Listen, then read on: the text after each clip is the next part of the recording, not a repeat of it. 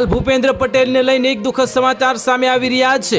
ગાંધીનગરમાં વિશ્વ પર્યાવરણ દિવસ નિમિત્તે આયોજિત મુખ્યમંત્રી ભૂપેન્દ્ર પટેલના કાર્યક્રમ સ્થળે અચાનક જ સાપ દેખાતા થોડીવાર માટે અફરાતફરીનો માહોલ સર્જાયો હતો।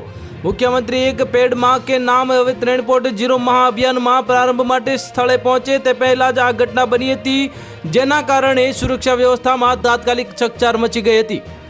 મળતી માહિતી મુજબ વીઆઈપી મુવમેન્ટ પહેલા જ કાર્યક્રમ સ્થળે અચાનક સાપ દેખાતા સુરક્ષા કર્મચારીઓ અને સ્ટાફ અને અન્ય હાજર કર્મચારીઓમાં દોડધામ જોવા મળી હતી। જો કે સ્થાનિક કામદારો અને વન વિભાગના કર્મચારીઓએ સમય સૂચકતા દાખવીને સાપને સુરક્ષિત રીતે પકડી પાડ્યો હતો અને જેના કારણે કોઈ અનિચ્છનીય ઘટના બની નહોતી અને સમગ્ર પરિસ્થિતિ ઝડપથી નિયંત્રણમાં આવી ગઈ હતી।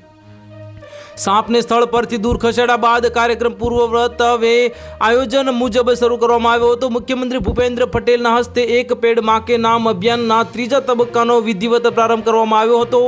મુખ્યમંત્રીએ સ્વયં વૃક્ષારોપણ કરીને રાજ્યવ્યાપી મહાઅભિયાનની જે શરૂઆત કરાવી હતી। આ અભિયાન અંતર્ગત ગાંધીનગર શહેરમાં આશરે 5000 વૃક્ષોનું વાવેતર કરવામાં આવશે, જ્યારે સમગ્ર ગાંધીનગર લોકસભા ક્ષેત્રમાં 50 લાખ વૃક્ષો વાવવાનો મહત્વાકાંક્ષી લક્ષ્યાંક નક્કી કરવામાં આવ્યો છે। પર્યાવરણ સંરક્ષણ અને હરિયાળી વધારવાના ઉદ્દેશ્ય સાથે શરૂ કરાયેલા અભિયાનને લઈને હવે સ્થાનિક નાગરિકો અને વિવિધ સંસ્થાઓમાં પણ ઉત્સાહ જોવા મળી રહ્યો છે।